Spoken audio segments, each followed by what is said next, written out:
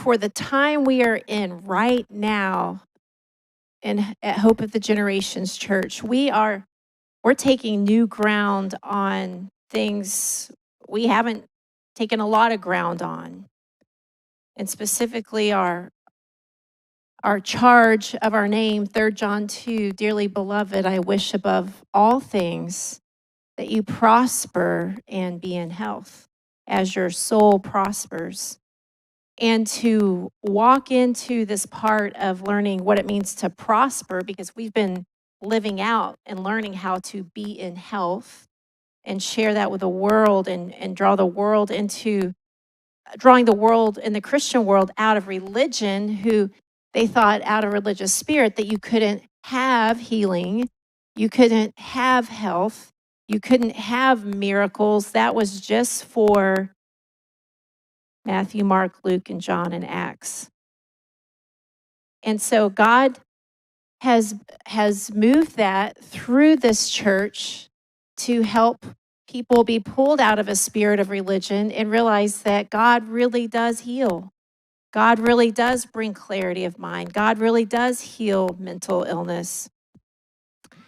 And for this body to move forward into understanding how to prosper, we have to really know, K-N-O-W, that the living God's within us and taking us into this journey. Because many people have been fatherless growing up and knowing the provision from an earthly father financially. Some people haven't. Some people grew up with a father that could, bail them out and teach them and show them principles.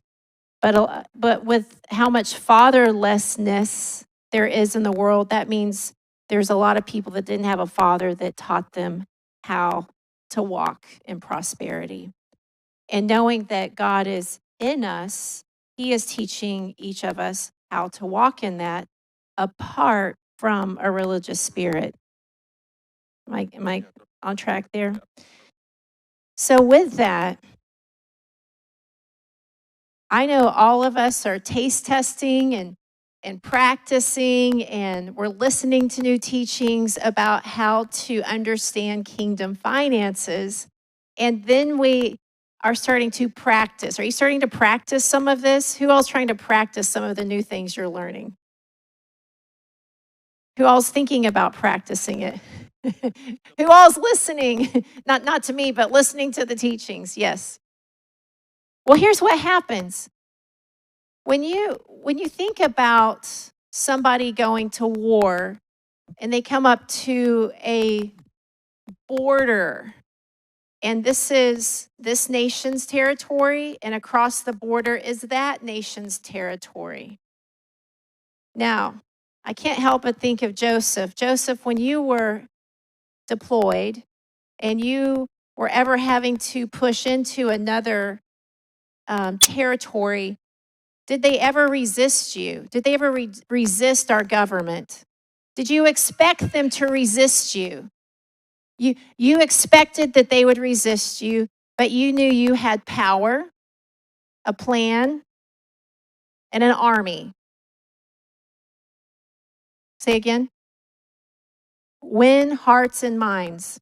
Did I say, is that what he said? Yeah, good. Right. But sometimes there had to be a fight. When we are taking new territory, just like when you took new territory to believe that God could heal your physical body, did you have resistance? Lots of resistance. You had people external resisting that. You had the enemy in your mind internal resisting that. But what are they resisting? The word of God.